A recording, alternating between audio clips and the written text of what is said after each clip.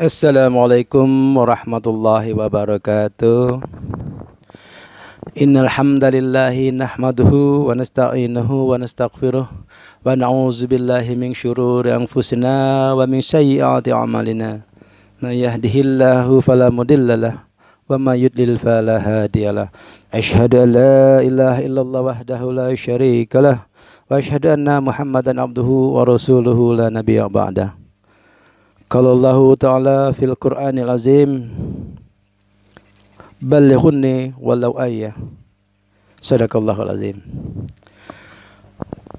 Alhamdulillah, para sahabatku terindah sekalian dimanapun kita semua berada, semoga kita semua selalu berada dalam lindungan Allah Subhanahu wa ta'ala, dan kita selalu dilimpahkan segala rahmat dan karunia-Nya, baik itu karunia dalam bentuk kekuatan iman, kesehatan lahiriah wal batinnya, maupun keistiqomahan kita dalam menjalankan kehidupan dan perilaku kita dari hari kita yang insya Allah selalu di dalam perlindungan Allah Subhanahu wa ta'ala.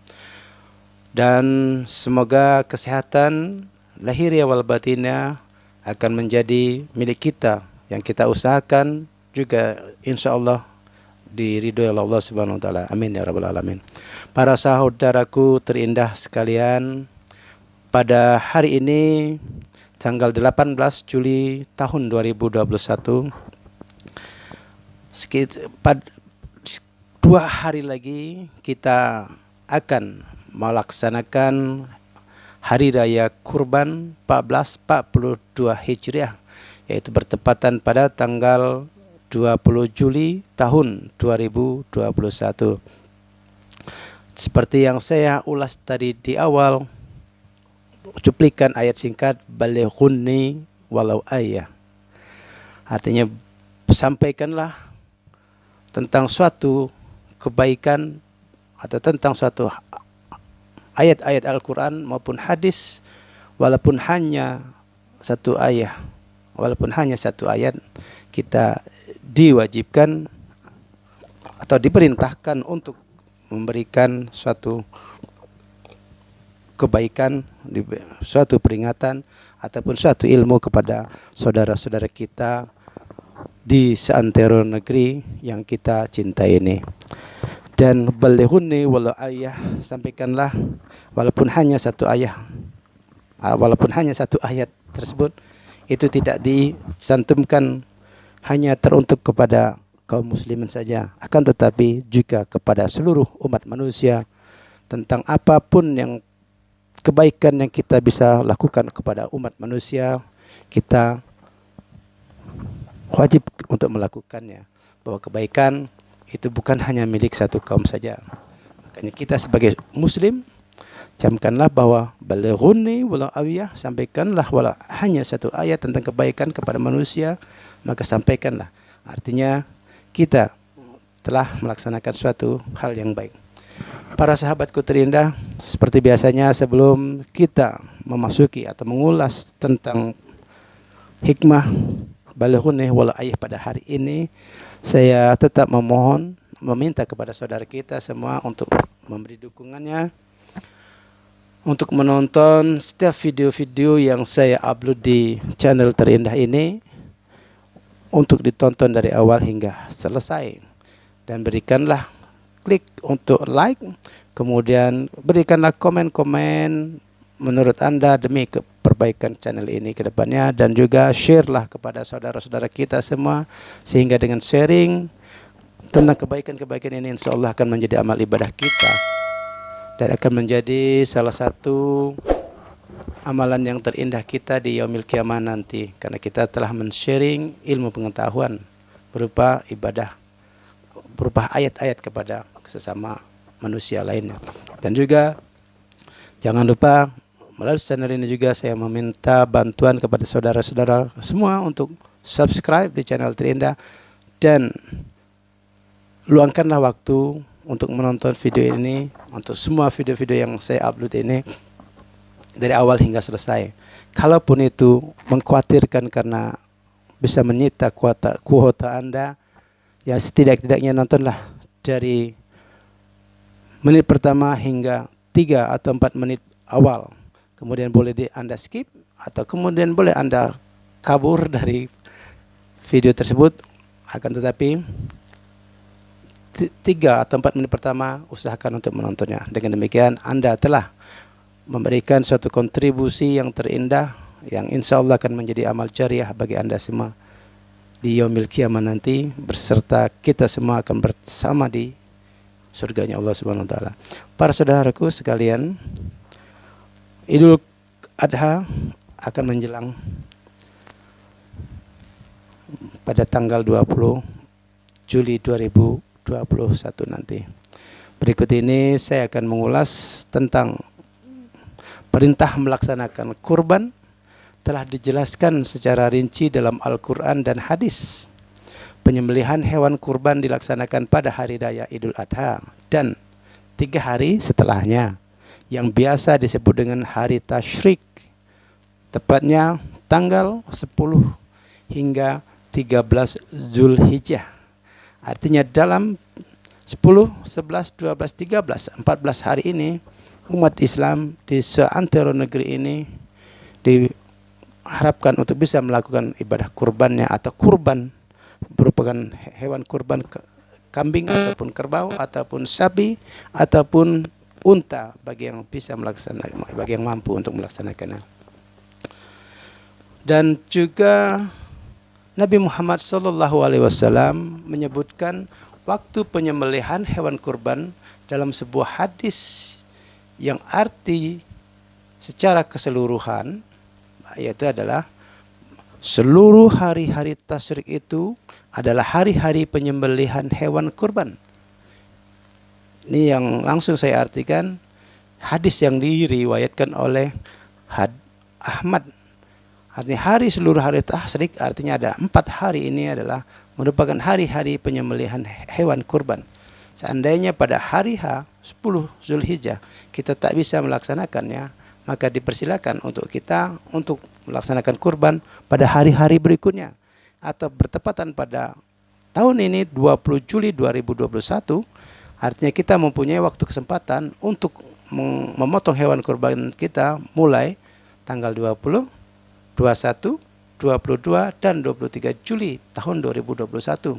Seandainya waktu kita tidak cukup untuk menyembelih hewan pada 1 hari, maka dipersilakan dalam rentang waktu 4 hari ini dipersilakan untuk berkorban. Oleh sebab itu, sama halnya ini merupakan hari raya besar.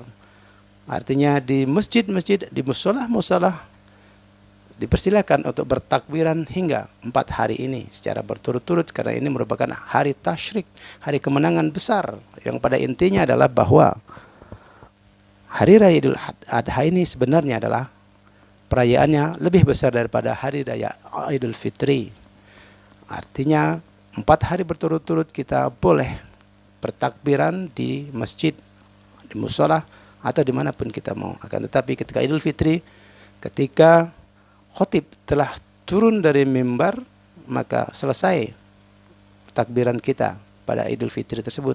Tetapi di hari raya Idul Adha sampai 4 hari berturut-turut dipersilahkan untuk bertakbiran. Ini merupakan suatu hal yang luar biasa sebenarnya pada perayaan hari raya Idul Adha ini. Kan tetapi umat Islam khususnya di Indonesia merayakan hari raya yang akbar itu hanya pada hari raya Idul Fitri. Sehingga hari raya Idul Adha tidak begitu terasa kita nikmati dengan takbir-takbir yang menggema di seantero negeri selama 4 hari berturut-turut. Baiklah saudara-saudaraku terindah sekalian, atau beberapa ayat Al-Quran yang berhubungan dengan kurban. Ayat Al-Quran yang berhubungan dengan kurban yaitu bahwa Allah telah memerintahkan umat muslim untuk berkurban pada hari raya Idul Adha dalam Al-Quran. Melaksanakan ibadah kurban memiliki fadilah, yakni dapat mendekatkan diri kepada Allah Subhanahu wa taala dan mendapatkan pahala yang besar. Berikut 2 ayat berisi perintah berkurban bagi umat Islam. Yang pertama yaitu surat Al-Kautsar ayat 2 khususnya. Fasholli li rabbika wanhar. atau inna a'tayna kal kausar fasholli li rabbika wanhar inna sani aka huwal abtar. Khusus ayat 2 ini yang berhubungan dengan kurban.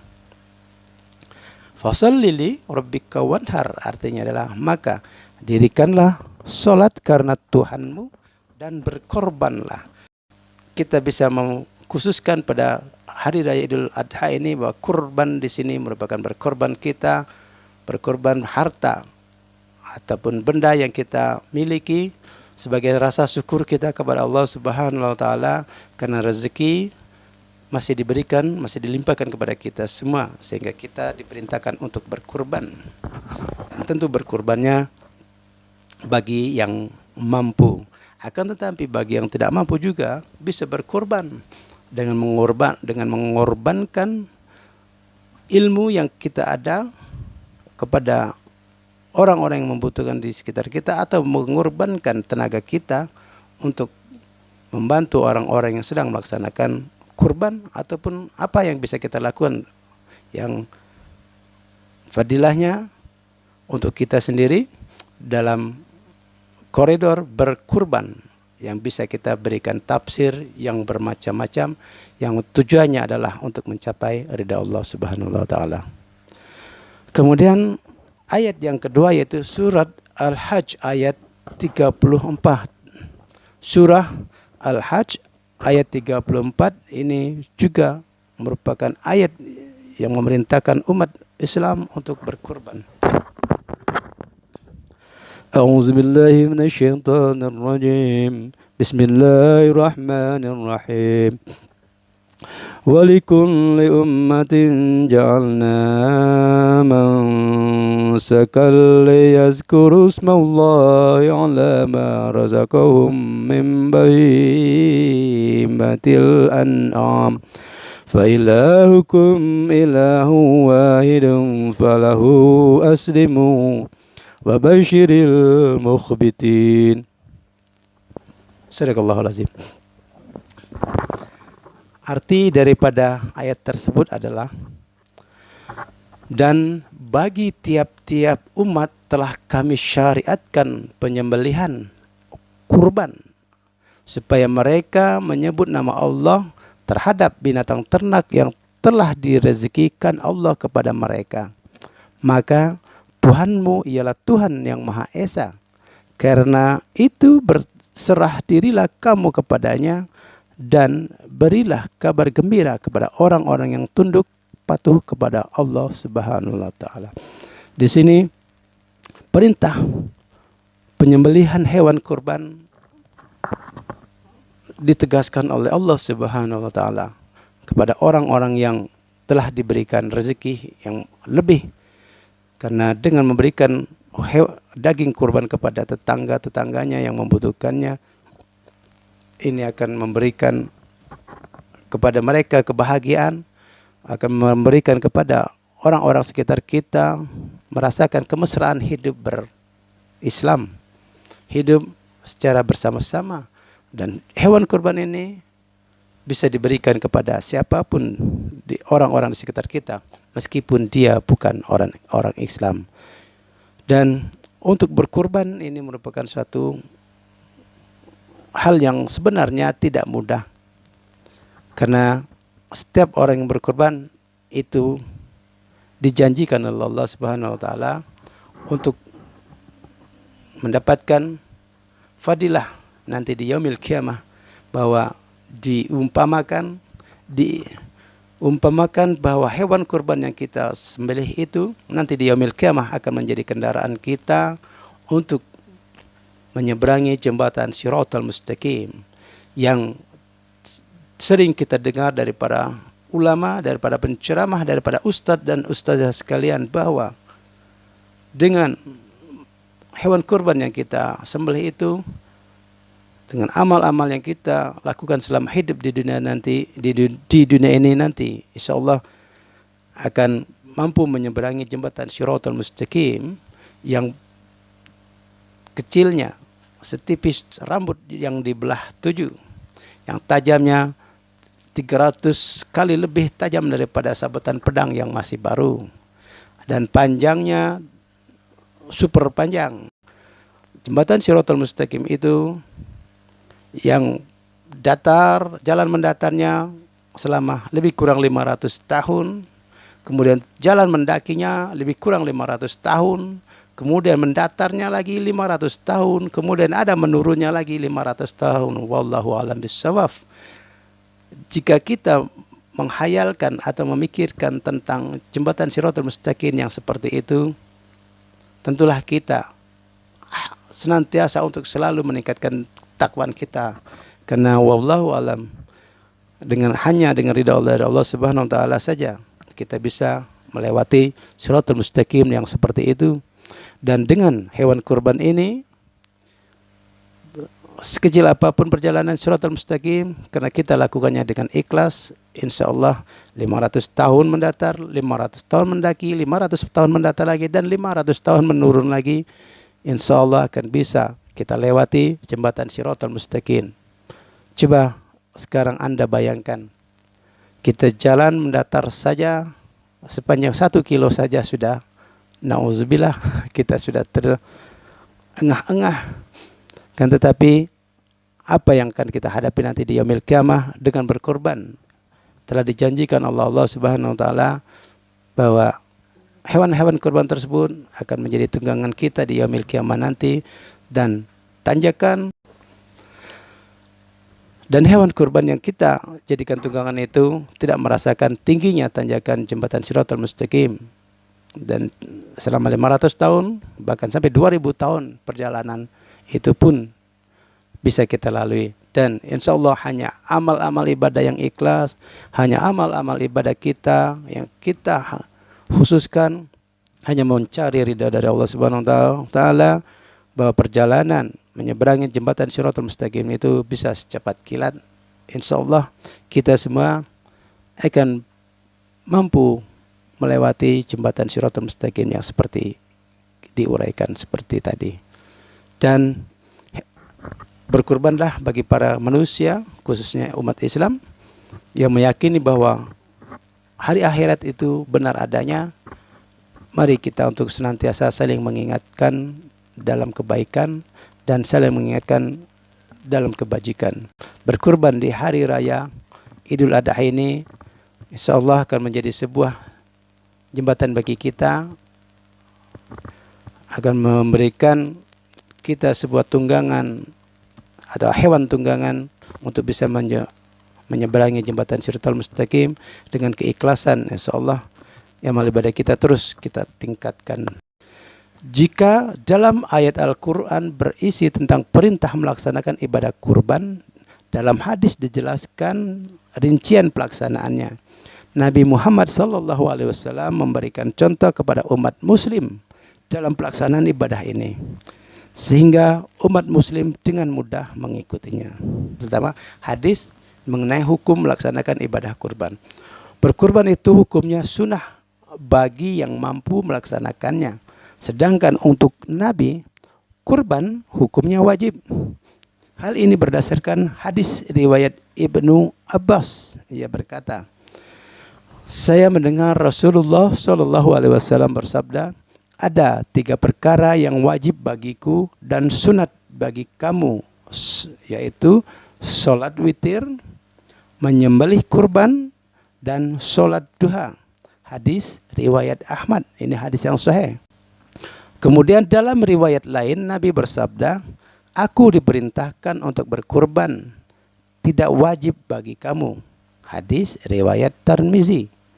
Kemudian dalam buku kalender ibadah sepanjang tahun oleh Ustadz Abdullah Faqih, Abdullah bin Umar berkata, Rasulullah SAW tinggal di Madinah selama 10 tahun dan beliau selalu berkurban. Melalui hadis ini kita bisa menukilkan atau sedikit menafsirkan bahwa kurban itu wajib bagi Nabi Rasulullah SAW. Sementara bagi umatnya sampai dengan kita di sini bahwa kurban itu hanya sunat.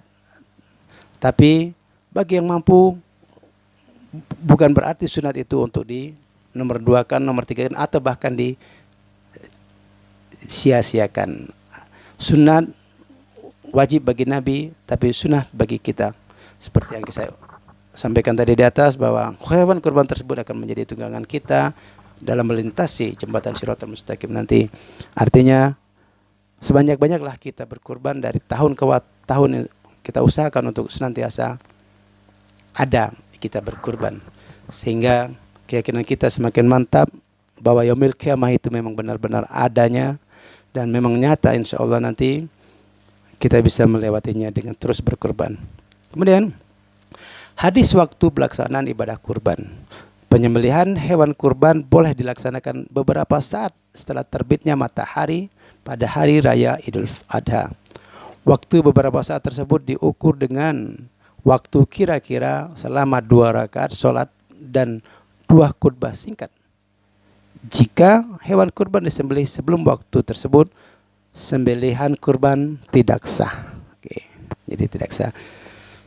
Setelah sholat Idul Adha, kembali ke rumah masing-masing, terus kita menuju lapangan untuk menyembelih hewan-hewan kurban kita. Seandainya tidak selesai pada hari itu, boleh dilaksanakan selama 3 hari berikutnya. Dan itu dianggap sah. Tetapi jangan dilakukan sebelum sholat Idul Adha dilakukan, karena itu dianggap tidak sah. Oke, mengutip buku Tanya Jawab 33 Tanya Jawab seputar kurban oleh Haji Abdul Somad LC, hadis yang diriwayatkan Bukhari dan Muslim tentang hal tersebut adalah sebagai berikut. Sesungguhnya awal memulai sembelihan kurban pada hari kami ini adalah bahwa kami melaksanakan sholat Idul Adha, kemudian kami kembali, kemudian kami menyembelih hewan kurban. Siapa yang melaksanakan itu? Maka sungguh ia telah melaksanakan sunnah. Dan siapa yang menyembelih kurban sebelum sholat Idul Adha, maka itu hanyalah menjadi daging yang ia persembahkan untuk keluarganya, tidak termasuk ibadah kurban walau sedikit pun. Jadi jelas di sini menyatakan bahwa hewan kurban dipotong ketika telah melaksanakan sholat Idul Adha. Hadis lainnya meriwayatkan hal yang sama. Rasulullah Shallallahu Alaihi Wasallam bersabda, barang siapa menyembelih hewan kurban setelah sholat, maka sungguh telah sempurna penyembelihannya. Ia telah cocok dengan sunnah kaum muslimin. Yang hadis riwayat Bukhari dan Muslim. Menyembelih hewan kurban tidak boleh sembarangan. Jika tidak sesuai syarat hewan yang disembelih, bisa jadi haram. Sehingga umat muslim harus memperhatikan cara yang benar agar dagingnya tetap halal. Dalam buku Antara Pekurban, Panitia dan Tukang Jagal oleh Ahmad Zarkasi LC menyatakan atau menukilkan sebuah hadis sebagai berikut. Rasulullah SAW menyembelih 2 ekor kambing kibas yang bertanduk.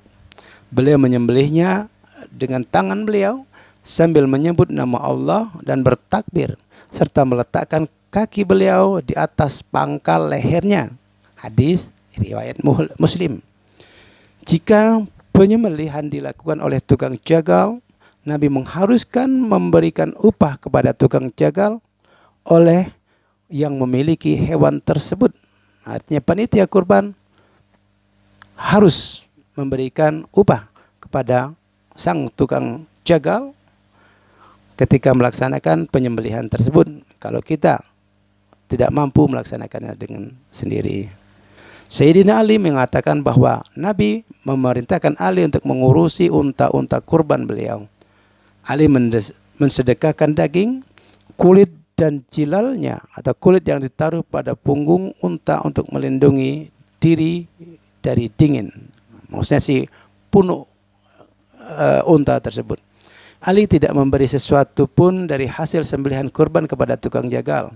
Beliau bersabda, kami akan memberi upah kepada tukang jagal dari uang kami sendiri. Hadis riwayat Muslim. Artinya memberi upah kepada tukang jagal ini merupakan perintah daripada Rasulullah Sallallahu Alaihi Wasallam.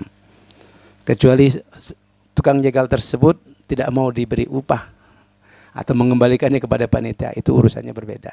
Yang penting sebagai panitia kita harus memberikan upah kepada tukang jagal tersebut. Hadis keistimewaan berkurban. kurban merupakan salah satu ibadah yang sangat dicintai Allah. Terdapat keutamaan yang besar bagi siapapun yang melakukan ibadah kurban ini. Nabi bersabda dalam sebuah hadisnya, tidaklah seorang manusia melakukan suatu amal pada hari nahar atau 10 Zulhijjah yang lebih dicintai Allah Subhanahu wa taala daripada menumpahkan darah atau menyembelih hewan kurban. Sesungguhnya hewan kurban itu akan datang pada hari kiamat dengan tanduk, bulu dan kukunya. Sesungguhnya Allah telah menerima niat berkorban itu sebelum darahnya jatuh ke tanah. Maka jadikanlah diri kamu menyukai ibadah kurban itu. Hadis riwayat Al-Hakim, Ibnu Majah dan Tirmizi. Wallahu a'lam bishawab. Kita bisa pahami bahwa perintah berkurban itu merupakan suatu perintah yang sangat ditandaskan oleh Rasulullah SAW, khusus bagi yang mampu. Sementara bagi yang tidak mampu, silakan untuk berkumpul di seputaran penyembelihan hewan kurban untuk sekedar melihat tumpahnya darah dari hewan kurban yang disembelih oleh panitia. Karena itu merupakan suatu sunnah Rasulullah SAW. Dan tukang jagal yang kita sewa tersebut harus dibayar. Ini juga merupakan perintah Rasulullah SAW. Sehingga nanti insya Allah bagi orang-orang yang berkurban, nanti di yaumil qiyamah akan mendapatkan tunggangan atau kendaraan untuk menyeberangi Siratul Mustaqim yang sepanjang 500 tahun mendatar, 500 tahun mendaki, 500 tahun mendatar lagi, 500 tahun menurun lagi. Wallahu a'lam bishawab. Kan tetapi dengan keikhlasan dan amal ibadah kita yang lainnya, khususnya sholat 5 waktu jangan sampai ditinggalkan, dan sholat 5 waktu serta ibadah-ibadah lainnya harus diutamakan, karena sholat merupakan amal yang paling utama yang akan dihisab oleh Allah Subhanahu wa taala nanti di yaumil qiyamah.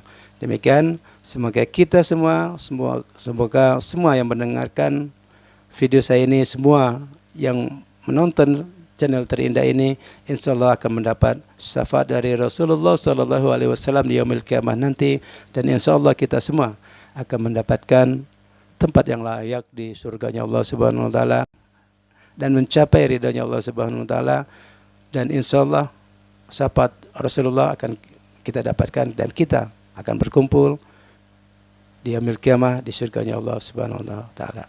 Amin ya rabbal alamin. Billahi taufiq wal hidayah. Wassalamualaikum warahmatullahi wabarakatuh. Thank you for watching.